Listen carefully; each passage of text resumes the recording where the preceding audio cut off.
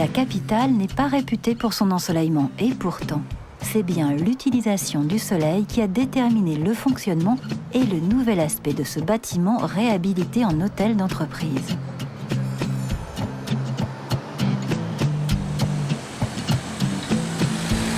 C'est un immeuble qui a été construit dans les années 30 par la compagnie d'électricité française et qui servait en fait à abriter un énorme transformateur pour desservir l'électricité dans le quartier.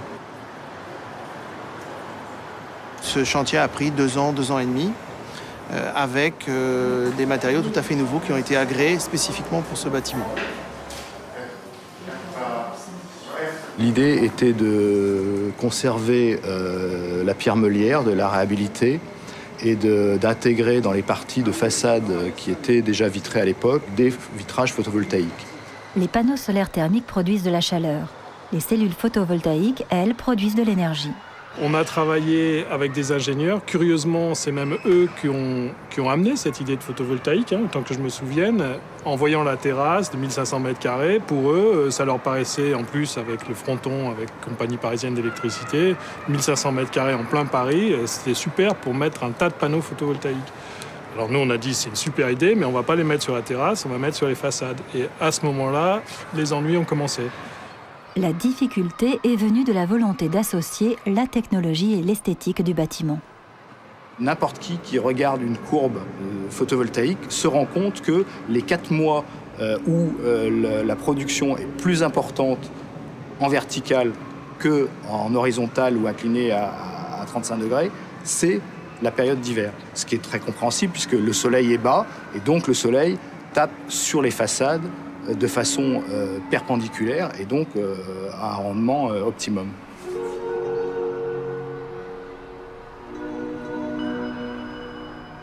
Les vitrages photovoltaïques reçoivent des cellules photovoltaïques qui sont pixelisées dans le vitrage sur un dessin qui est extrait d'une photographie de la pierre meulière qui est pixelisée à l'ordinateur et qui est reproduite dans la façade photovoltaïque. L'idée, c'est d'intégrer les systèmes écologiques dans l'architecture et de se servir des systèmes écologiques pour créer une architecture nouvelle.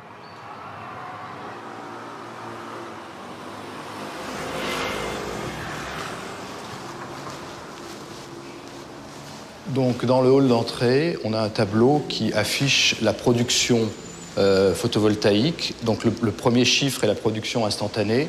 Le deuxième chiffre, c'est la production depuis la mise en service. Et le troisième chiffre, c'est le nombre de tonnes de carbone économisées depuis la mise en service.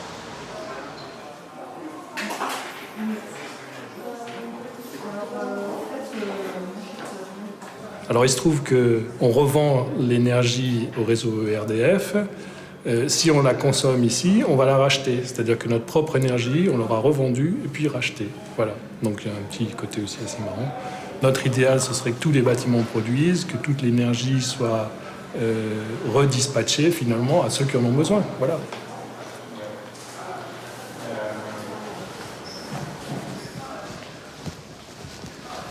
Donc les circulations sont traversantes et éclairées aux deux extrémités et les parties centrales sont éclairées par des luminaires qui sont des luminaires basse consommation qu'on a dessinés spécifiquement pour le bâtiment.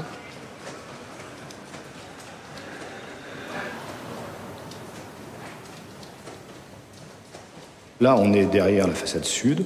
Donc le nombre de cellules dans les vitrages sont plus importantes que sur les autres façades, puisque à la fois elles produisent plus et à la fois on a plus besoin de cette régulation thermique et de brise-soleil.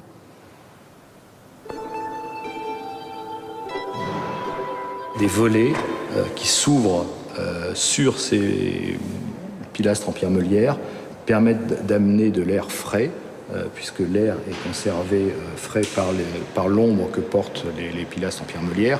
Dans ce bâtiment, il n'y a pas de climatisation au sens strict. Il y a une association entre de la ventilation naturelle et une régulation thermique faite par des pompes à chaleur réversibles qui régulent la température.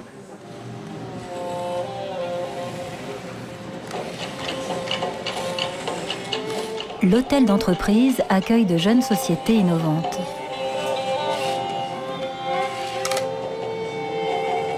Elles ne sont pas insensibles à cette architecture. C'est quand même un cadre particulier, un peu visionnaire même, parce que ça préfigure de ce que seront peut-être les bureaux de demain, avec ces 4000 panneaux photovoltaïques. Et ça, on y a été très sensible. Et on y est encore sensible aujourd'hui. Je pense qu'il y a une fierté d'appartenance à cet immeuble.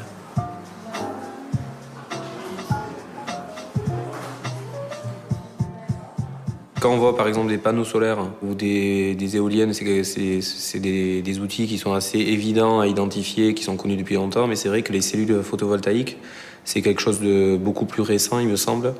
Donc les gens ne sont pas encore très habitués. Puis ensuite, ils posent la question et c'est vrai qu'ils sont assez étonnés que finalement ça sert à produire de l'énergie électrique.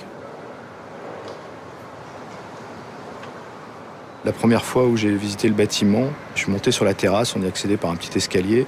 Elle était totalement inutilisée et donc l'idée a été de valoriser cette terrasse pour en faire un espace commun pour toutes les entreprises qui travaillent à l'intérieur du bâtiment.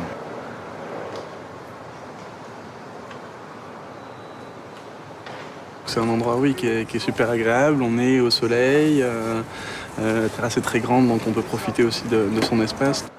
Je ne connais pas un seul endroit, aucun bureau sur Paris qui puisse jouir d'un tel environnement.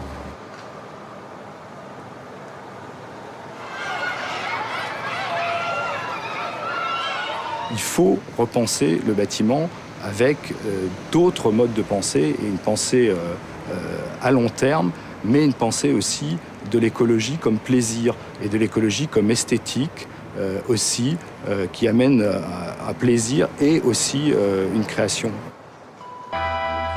Passer de la contrainte au plaisir, l'exercice est extrêmement stimulant pour les architectes.